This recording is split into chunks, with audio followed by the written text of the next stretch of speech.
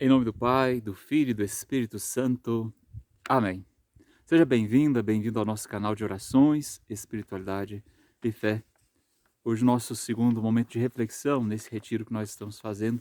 Queria partilhar com vocês esse momento precioso da graça de Deus que o Senhor nos concede, de perceber a sua presença conosco, que nos sustenta, que está do nosso lado e, principalmente nesses dias, invocar o Espírito Santo de Deus, que nos faz compreender a sua vontade, nos faz entender aquilo que Ele deseja para nós, compreender a nossa vida, as situações que nós vivemos.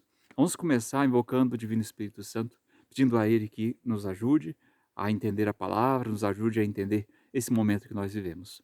Vinde, Espírito Santo, enchei os corações dos vossos fiéis e acendei neles o fogo do vosso amor. Enviai o vosso Espírito e tudo será criado e renovareis a face da terra. Oremos, ó Deus que instruíste os corações dos vossos fiéis com a luz do Espírito Santo.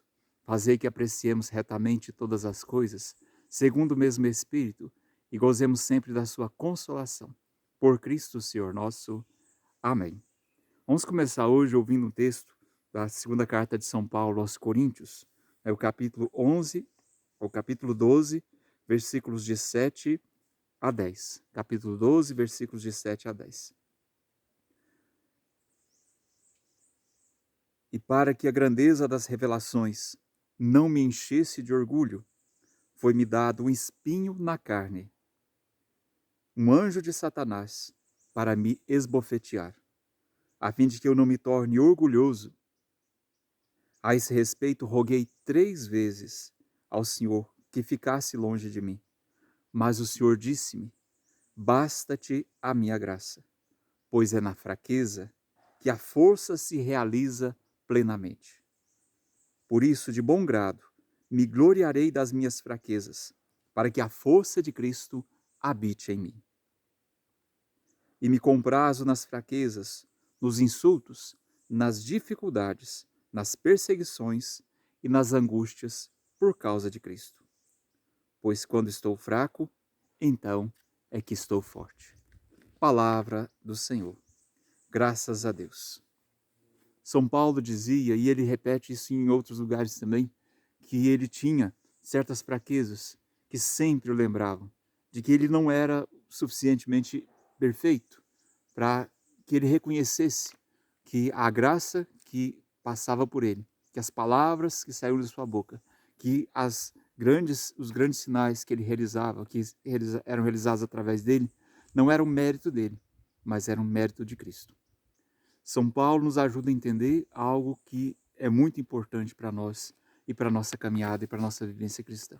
É preciso assumir as nossas fraquezas. Às vezes nós tentamos disfarçá-las, tentamos não reconhecê-las, ou às vezes a gente passa pela vida desapercebidos, às vezes sem nem compreender o quanto nós somos fracos em determinadas situações.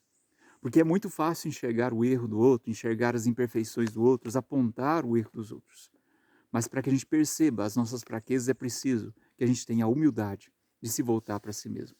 A humildade de olhar para si e descobrir aquilo que a gente não consegue fazer bem o suficiente. Aquilo que a gente tem feito e às vezes com muita insistência de forma errada.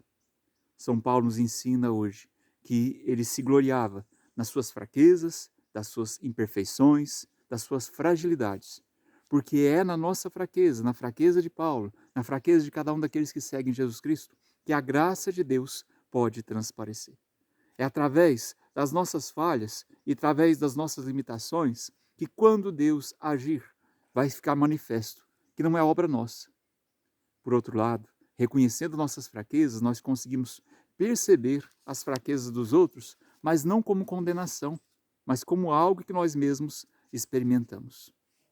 Então hoje eu convido você a refletir sobre você mesmo. Quais as suas limitações? Quais as suas fraquezas? O tema dessa nossa conversa é o curador ferido. Nós somos convidados pelo Senhor a ser aqueles que curam, aqueles que salvam, aqueles que levam a boa nova. Mas é preciso que a gente entenda que essa boa nova, a salvação, a cura, não vem de nós, nem do nosso esforço, nem da nossa potência, mas vem do Senhor. Nós somos meros transportes da graça de Deus que pode chegar até as pessoas. E para isso é preciso perceber as nossas imperfeições, corrigi-las, muitas das vezes, para que elas não atrapalhem que a graça chegue às outras pessoas. É preciso perceber o amor de Deus que quer chegar aos outros através de nós e perceber que para que ele chegue é preciso que a gente se converta, é preciso que a gente mude de vida, é preciso que a gente mude o nosso caminho. E ao mesmo tempo, perceber que a graça de Deus que quer chegar no coração do outro passa por um coração também ferido. E um coração ferido que sente a dor e o sofrimento do outro em si mesmo, que já experimentou como é estar frágil, como é estar doente, como é ser imperfeito. Porque quando nós levarmos a graça de Deus aos outros, nós levaremos como pessoas que reconhecem também que os outros são imperfeitos, mas assim como nós, chamados e amados por Deus, também podem aprofundar a sua fé. Reconhecer as próprias falhas, reconhecer os próprios defeitos, é algo que nos dá condição de levar a palavra de Deus sem nos enganarmos, sem nos iludirmos, porque nós corremos sempre o risco de nos tornar como aqueles que debatiam com Jesus, que se achavam perfeitos, mas que na verdade não conseguiam enxergar os próprios erros.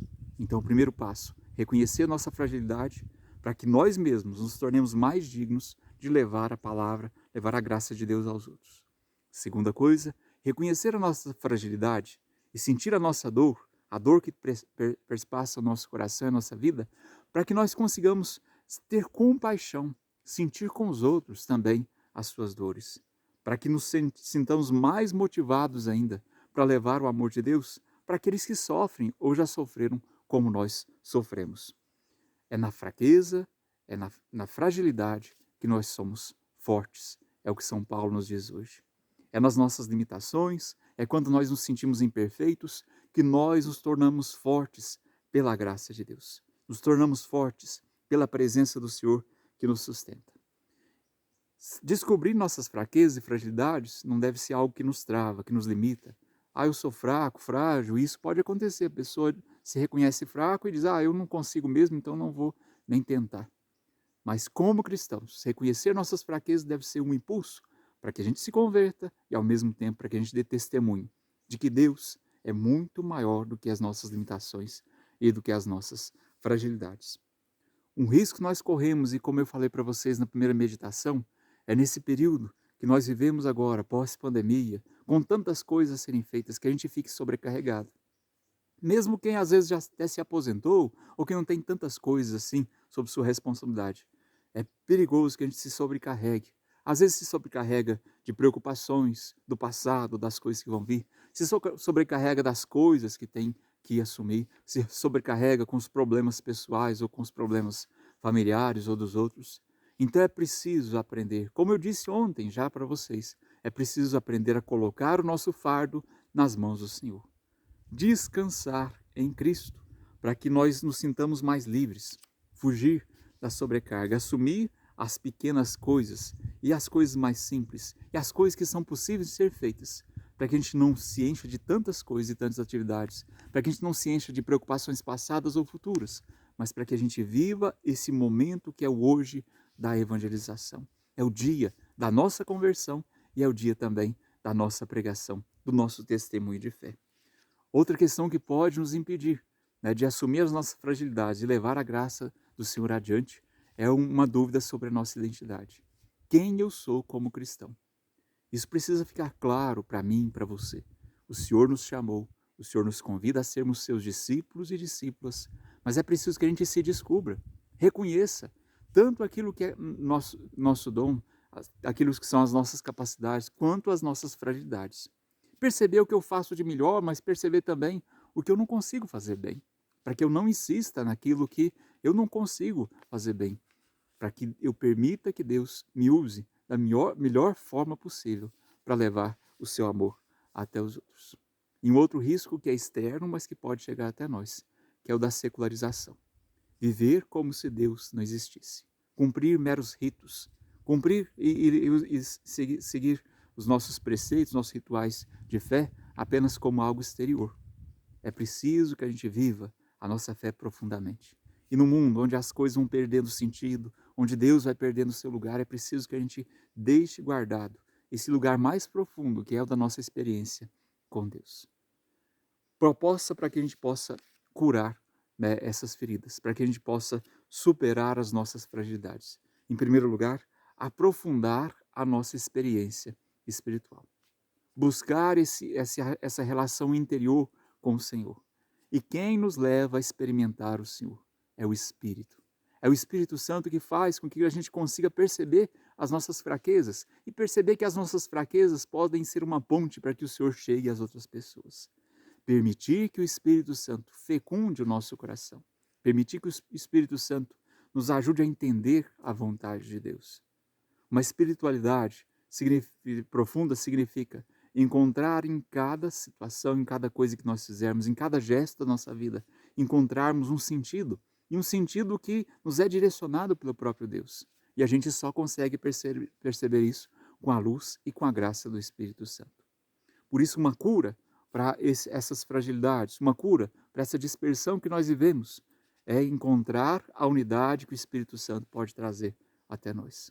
A segunda cura é buscar viver a fraternidade. Não é possível viver sozinho nesse mundo. É preciso redescobrir, né, a alegria, a redescobrir a felicidade de estar com os outros. E nesse sentido também é o Espírito Santo que nos move. Nós vemos pela palavra de Deus que os primeiros apóstolos, discípulos, aqueles que começaram a levar a palavra de Deus e fazer com que a nossa igreja pudesse dar testemunho do amor de Deus desde o início, eram sempre movidos pelo Espírito Santo. Em todos os textos você vai ouvir Paulo dizendo, olha, o Espírito Santo me enviou. Filipe, o Espírito Santo me levou a encontrar o eunuco. E todos os outros apóstolos. A nossa igreja se move pelo Espírito Santo. E o Espírito nos move a nos encontrarmos uns com os outros. Não simplesmente para levar uma palavra, para falar alguma coisa, mas para viver como irmãos. É o Espírito que cria unidade entre nós, cria fraternidade. Então, esse segundo momento de reflexão, eu queria convidar você a parar e pensar. Quais são as suas fragilidades? Quais são as suas fraquezas? Quais são aquelas coisas que você sabe que você não consegue fazer bem? Ou que você tem feito e que não são boas? Perceber aquelas que podem ser mudadas, e algumas a gente pode mudar e se converter e mudar de rumo, e perceber aquelas que, como São Paulo diz, é um espinho que está alojado na nossa carne, que mesmo que a gente peça ao Senhor, a gente não consegue se libertar completamente desse espinho, e perceber que através dessa fraqueza, Deus pode fazer muita coisa em nós. Nos gloriarmos no sofrimento, na provação, na perseguição, nas nossas limitações, porque através disso Cristo transparece por nós.